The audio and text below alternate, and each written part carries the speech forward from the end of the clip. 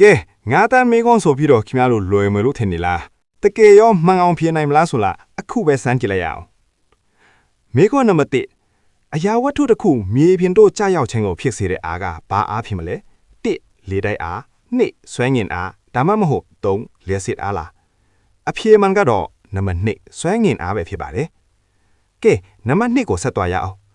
သူရဲ့ညီဆဲရင်ရဲ့အဓိကလှုပ်ဆောင်ချက်ကဘာလဲ1အောက်ဆီဂျင်ပို့ဆောင်ခြင်းလား2အစာချေခြင်းလား3အယိုးတိဆောင်ခြင်းလား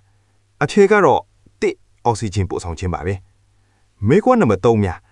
ဈေးကနေအငွေ့ထည့်သွားတဲ့လုပ်ငန်းစဉ်ကိုဘယ်လိုခေါ်မလဲ1ခဲချင်း2အငွေ့ပြန်ချင်း3စူးပွက်ချင်း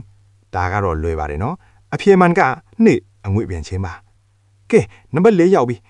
နေရောင်ခြည်စွမ်းအင်ကိုလဲဆွအဖြစ်ပြောင်းလဲပေးတဲ့ဖွဲ့စည်းကပါလဲ1ဆိုလာပဲနဲ့2ဘက်ထရီ3မီးအိမ်โอเคအဖြေမှန်ကတော့1ဆိုလာပဲနဲ့ပဲဖြစ်ပါတယ်နောက်ဆုံးမေးခွန်းနံပါတ်5ပါလူခန္ဓာကိုယ်မှာရှိတဲ့အယိုးတွေရဲ့အဓိကလှုပ်ဆောင်ချက်ကပါလဲ1သွေးထုံလုပ်ခြင်း2ခန္ဓာကိုယ်ကိုထောက်ပံ့ပေးခြင်း3အစာချေခြင်းအဖြေမှန်ကတော့2ခန္ဓာကိုယ်ကိုထောက်ပံ့ပေးခြင်းပဲဖြစ်ပါတယ်ကဲဘယ်နှပုံမှန်ကြလဲဗျမှန်းချက်မှာရေးခဲ့ပြီဦးနော်နောက်ထပ် quiz တွေမှာပြန်တွေ့ကြမယ်